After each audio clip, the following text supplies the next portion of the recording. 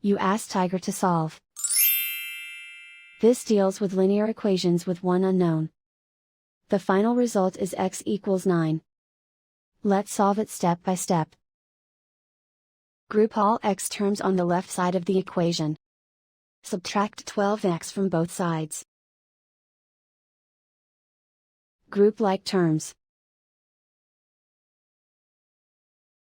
Simplify the arithmetic. Group like terms. Simplify the arithmetic. Group all constants on the right side of the equation. Add 1 to both sides. Simplify the arithmetic.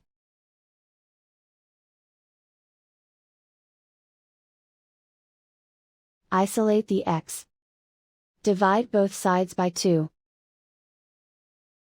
Simplify the fraction. Find the greatest common factor of the numerator and denominator.